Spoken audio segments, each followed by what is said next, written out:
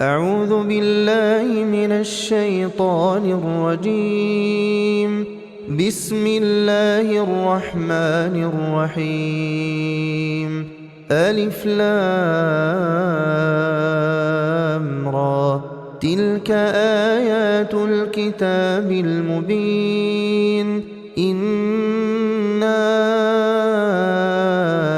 أنزلناه قرآنا عربيا لعلكم تعقلون. نحن نقص عليك أحسن القصص بما أوحينا إليك هذا القرآن وإن كنت من قبله لمن الغافلين. إذ قال يوسف لأبيه يا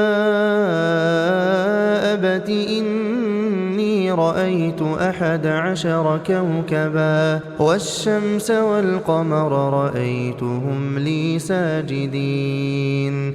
قال يا بني لا تقصص رؤياك على إخوتك فيكيدوا لك كيدا إن الشيطان للإنسان عدو مبين. وكذلك يجتبيك ربك ويعلمك من تأويل الأحاديث ويتم نعمته عليك وعلى آل يعقوب كما أتمها على أبويك من قبل إبراهيم وإسحاق إن ربك عليم حكيم. لقد كان في يوسف وإخوته آيات للسائلين إذ قالوا ليوسف وأخوه أحب إلى أبينا منا ونحن عصبة إن أبانا لفي ضلال مبين. اقتلوا يوسف أو اطرحوه أرضا يخل لكم وجه أبيكم وتكونوا من بعده قوما صالحين. قال قائل منهم لا تقتلوا يوسف وألقوه في غيابة الجب يلتقطه بعض السيارة إن كنتم فاعلين. قالوا يا أبانا ما لك لا تأمنا على يوسف وإنا له لناصحون. أرسله معنا غدا يرتع ويلعب وإنا له لحافظون. قال إني ليحزنني أن تذهبوا به وأخاف أن يأكله الذئب وأنتم عنه غافلون. قالوا لئن أكله الذئب ونحن عصبة إنا إذا لخاسرون. فلما ذهبوا به وأجمعوا أن يجعلوه في غيابة الجب وأوحينا إليه لتنبئنهم بأمرهم هذا وهم لا يشعرون. وجاءوا أباهم عشاء يبكون. قالوا يا أبانا إنا ذهبنا نستبق وتركنا يوسف عند متاعنا فأكله الذئب وما كنت بمؤمن لنا ولو كنا صادقين وجاءوا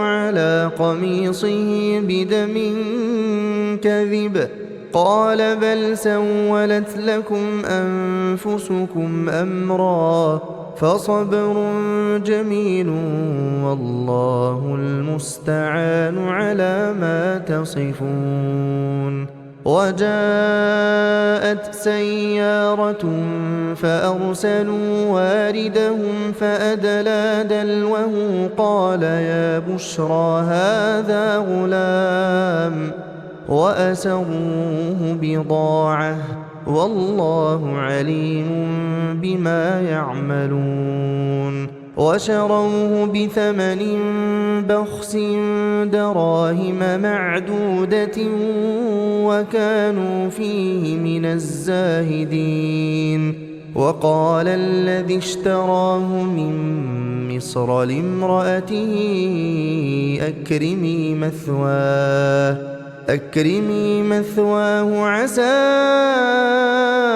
أن ينفعنا أو نتخذه ولدا وكذلك مكنا ليوسف في الأرض ولنعلمه من تأويل الأحاديث والله غالب على أمره ولكن أكثر الناس لا يعلمون ولما بلغ أشده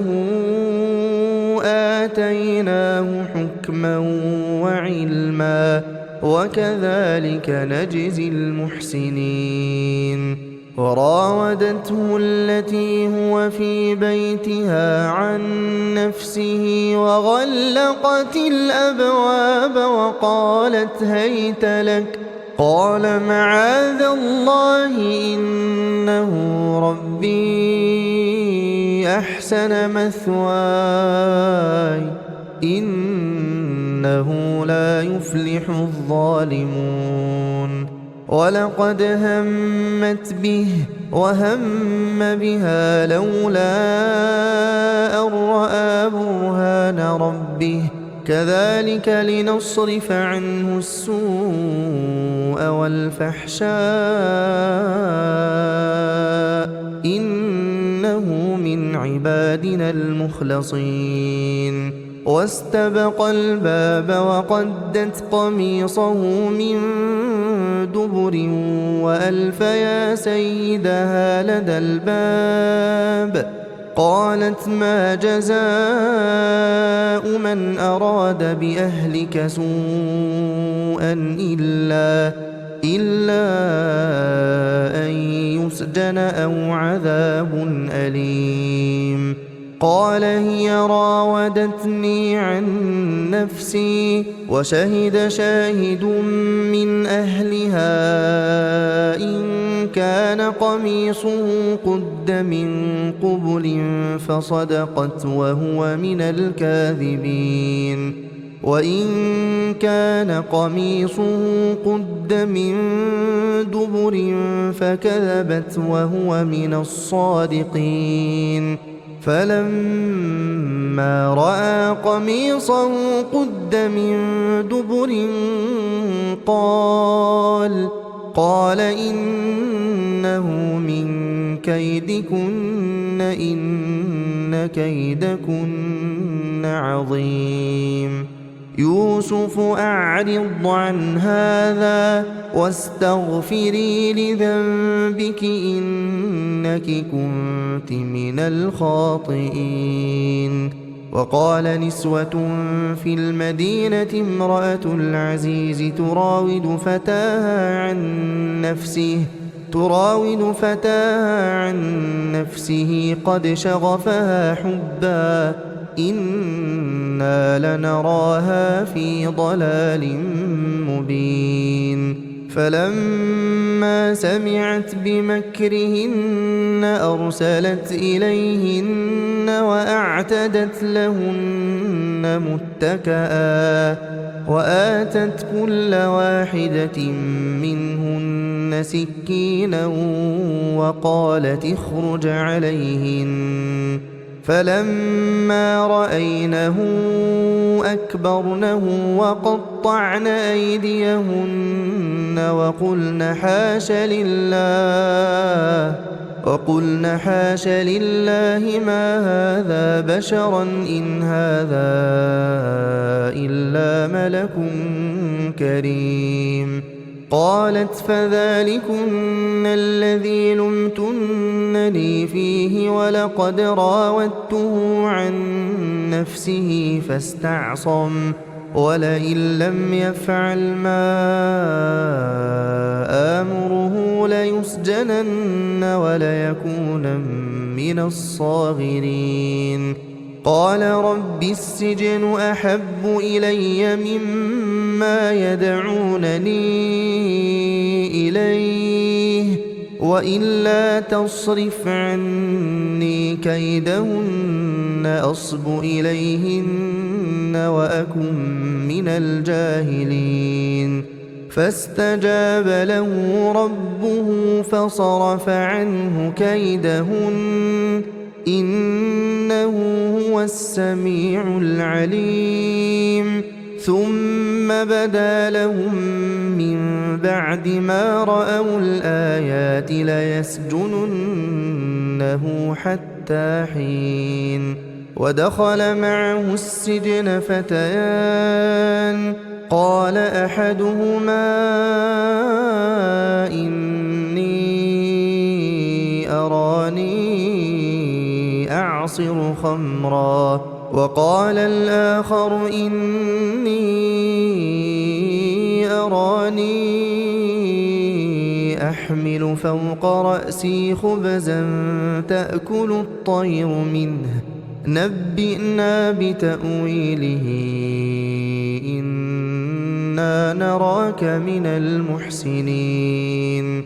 قال لا يأتيكما طعام ترزقانه إلا نبأتكما بتأويله قبل أن يأتيكما ذلكما مما علمني ربي إني تركت ملة قوم لا يؤمنون بالله وهم بالآخرة هم كافرون واتبعت ملة آبائي إبراهيم وإسحاق ويعقوب ما كان لنا أن نشرك بالله من شيء ذلك من فضل الله علينا وعلى الناس ولكن أكثر الناس لا يشكرون. يا صاحبي السجن أأرباب متفرقون خير أم الله الواحد القهار ما تعبدون من دونه إلا أسماء سميتموها أنتم وآباؤكم ما أنزل الله بها من سلطان إن الحكم إلا لله أمر ألا تعبدوا إلا إياه ذلك الدين القيم ولكن أكثر الناس لا يعلمون. يا صاحبي السجن أما أحدكما فيسقي ربه خمرا وأما الآخر فيصلب فتأكل الطير من رأسه قضي الأمر الذي فيه تستفتيان. وقال للذي ظن أنه ناج منهما اذكرني عند ربك فأنساه الشيطان ذكر ربه فلبث في السجن 10 سنين. وقال الملك إني أرى 7 بقرات سمان يأكلهن 7 عجاف وسبع سنبلات خضر وأخر يابسات. يا أيها الملأ أفتوني في رؤياي إن كنتم للرؤيا تعبرون. قالوا أضغاث أحلام وما نحن بتأويل الأحلام بعالمين. وقال الذي نجا منهما وادكر بعد أمة أنا أنبئكم بتأويله فأرسلون. يوسف أيها الصديق أفتنا في 7 بقرات سمان يأكلهن 7 عجاف و7 سنبلات خضر وأخر يابسات لعلي أرجع إلى الناس لعلهم يعلمون. قال تزرعون 7 سنين دأبا فما حصدتم فذروه في سنبله إلا قليلا مما تأكلون. ثم يأتي من بعد ذلك 7 شداد يأكلن ما قدمتم لهن إلا قليلا مما تحصنون. ثم يأتي من بعد ذلك عام فيه يغاث الناس وفيه يعصرون. وقال الملك ائتوني به فلما جاءه الرسول قال ارجع إلى ربك فاسأله ما بال النسوة اللاتي قطعن أيديهن إن ربي بكيدهن عليم.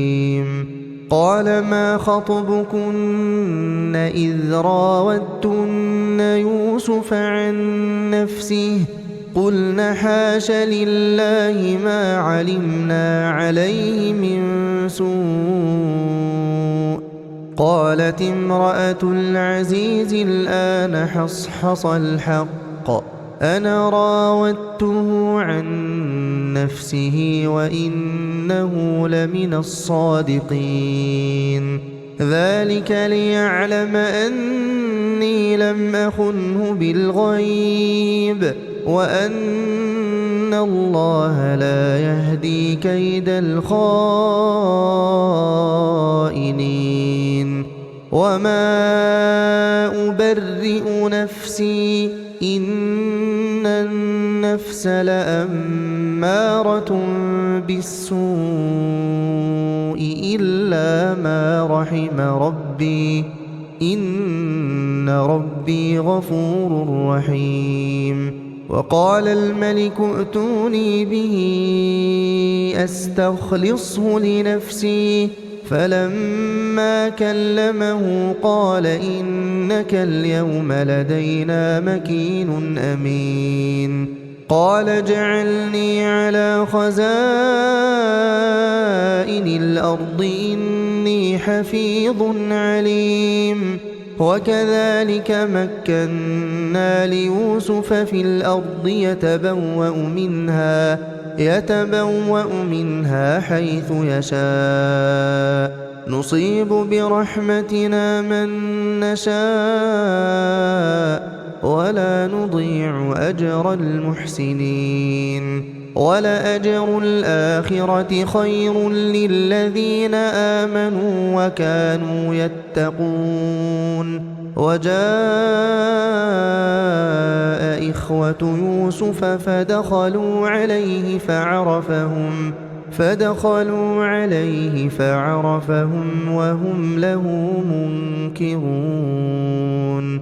ولما جهزهم بجهازهم قال ائتوني بأخ لكم من أبيكم ألا ترون أني أوفي الكيل وأنا خير المنزلين. فإن لم تأتوني به فلا كيل لكم عندي ولا تقربون.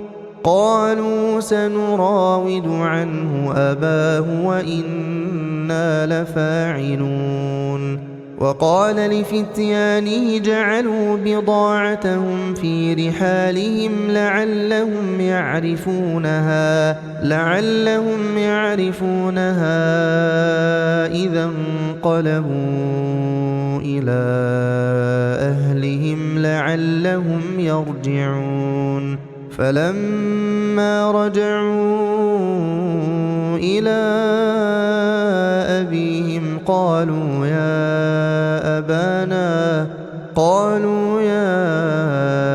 أبانا منع منا الكيل فأرسل معنا أخانا نكتل وإنا له لحافظون. قال هل آمنكم عليه إلا كما أمنتكم على أخيه من قبل فالله خير حافظا وهو أرحم الراحمين. ولما فتحوا متاعهم وجدوا بضاعتهم ردت إليهم قالوا يا أبانا ما نبغي هذه بضاعتنا ردت إلينا ونمير أهلنا ونحفظ أخانا ونزداد كيل بعير ذلك كيل يسير. قال لن أرسله معكم حتى تؤتون موثقا من الله لتأتونني به إلا أن يحاط بكم. فلما آتوه موثقهم قال الله على ما نقول وكيل. وقال يا بني لا تدخلوا من باب واحد وادخلوا من أبواب متفرقة وما أغني عنكم من الله من شيء إن الحكم إلا لله عليه توكلت وعليه فليتوكل المتوكلون. ولما دخلوا من حيث أمرهم أبوهم ما كان يغني عنهم من الله من شيء إلا حاجة في نفس يعقوب قضاها وإنه لذو علم لما علمناه ولكن أكثر الناس لا يعلمون. ولما دخلوا على يوسف آوى إليه أخاه قال إني أنا أخوك فلا تبتئس بما كانوا يعملون. فلما جهزهم بجهازهم جعل السقاية في رحل أخيه ثم أذن مؤذن أيتها العير إنكم لسارقون. قالوا وأقبلوا عليهم ماذا تفقدون قالوا نفقد صواع الملك ولمن جاء به حمل بعير وأنا به زعيم. قالوا تالله لقد علمتم ما جئنا لنفسد في الأرض وما كنا سارقين. قالوا فما جزاؤه إن كنتم كاذبين. قالوا جزاؤه من وجد في رحله فهو جزاؤه كذلك نجزي الظالمين. فبدأ بأوعيتهم قبل وعاء أخيه ثم استخرجها من وعاء أخيه كذلك كدنا ليوسف ما كان ليأخذ أخاه في دين الملك إلا أن يشاء الله نرفع درجات من نشاء وفوق كل ذي علم عليم. قالوا إن يسرق فقد سرق أخ له من قبل فأسرها يوسف في نفسه ولم يبدها لهم. قال أنتم شر مكانا والله أعلم بما تصفون. قالوا يا أيها العزيز إن له أبا شيخا كبيرا فخذ أحدنا مكانه إنا نراك من المحسنين. قال معاذ الله أن نأخذ إلا من وجدنا متاعنا عنده إنا إذا لظالمون. فلما استيئسوا منه خلصوا نجيا. قال كبيرهم ألم تعلموا أن أباكم قد أخذ عليكم موثقا من الله ومن قبل ما فرطتم في يوسف فلن أبرح الأرض حتى يأذن لي أبي أو يحكم الله لي وهو خير الحاكمين. ارجعوا إلى أبيكم فقولوا يا أبانا إن ابنك سرق وما شهدنا إلا بما علمنا وما كنا للغيب حافظين. واسأل القرية التي كنا فيها والعير التي أقبلنا فيها وإنا لصادقون. قال بل سولت لكم أنفسكم أمرا فصبر جميل عسى الله أن يأتيني بهم جميعا إنه هو العليم الحكيم. وتولى عنهم وقال يا أسفا على يوسف وابيضت عيناه من الحزن فهو كظيم. قالوا تالله تفتأ تذكر يوسف حتى تكون حرضا أو تكون من الهالكين. قال إنما أشكو بثي وحزني إلى الله وأعلم من الله ما لا تعلمون. يا بني يذهبوا فتحسسوا من يوسف وأخيه ولا تيأسوا من روح الله إنه لا ييأس من روح الله إلا القوم الكافرون فلما دخلوا عليه قالوا يا أيها العزيز مسنا وأهلنا الضر وجئنا ببضاعة مزجاة فأوف لنا الكيل وتصدق علينا إن الله يجزي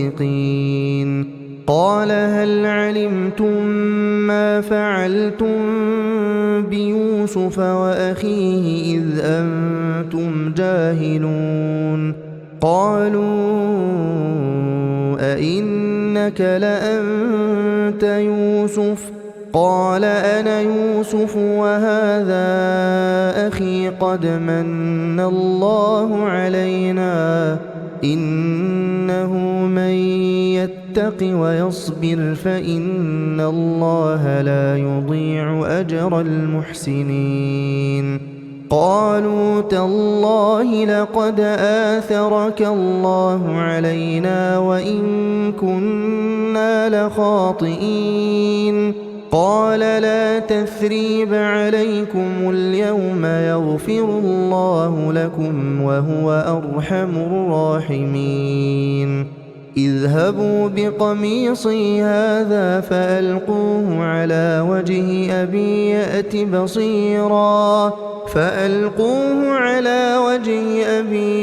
بصيرا وأتوني بأهلكم أجمعين ولما فصلت العير قال أبوهم إني لأجد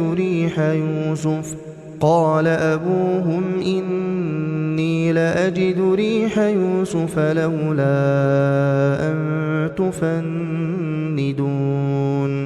قالوا تالله إنك لفي ضلالك القديم فلما أن جاء البشير ألقاه على وجهه فارتد بصيرا قال ألم أقل لكم إني أعلم من الله ما لا تعلمون قالوا يا أبانا استغفر لنا ذنوبنا إنا كنا خاطئين قال سوف أستغفر لكم ربي إنه هو الغفور الرحيم فلما دخلوا على يوسف آوى إليه أبويه وقال ادخلوا مصر إن شاء الله آمنين ورفع أبويه على العرش وخروا له سجدا وقال يا أبت هذا تأويل رؤياي من قبل قد جعلها ربي حقا وقد أحسن بي إذ أخرجني من السجن وجاء بكم من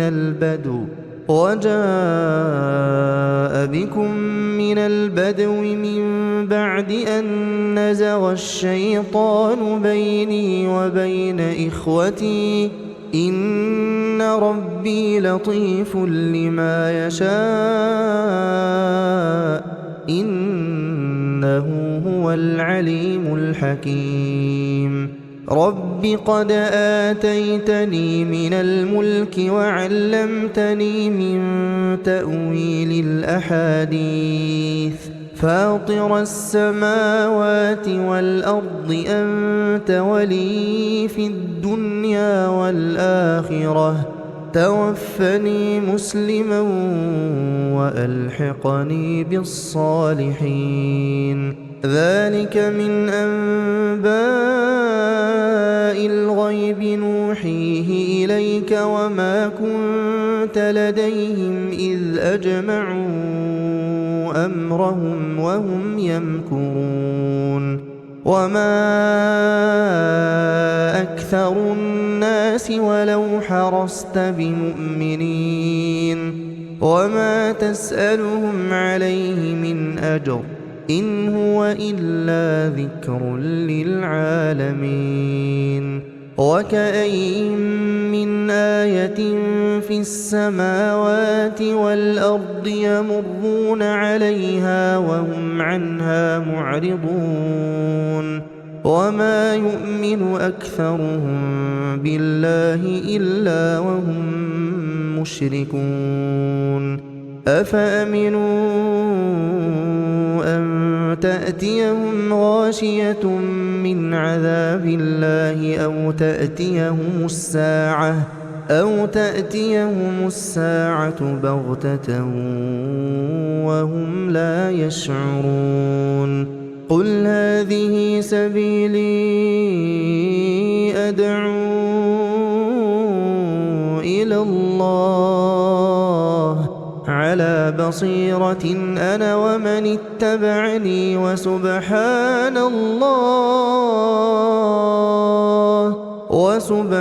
الله وما أنا من المشركين وما أرسلنا من قبلك إلا رجالا نوحي إليهم من أهل القرى أفلم يسيروا في الأرض فينظروا كيف كان عاقبة الذين من قبلهم ولدار الآخرة خير للذين اتقوا أفلا تعقلون حتى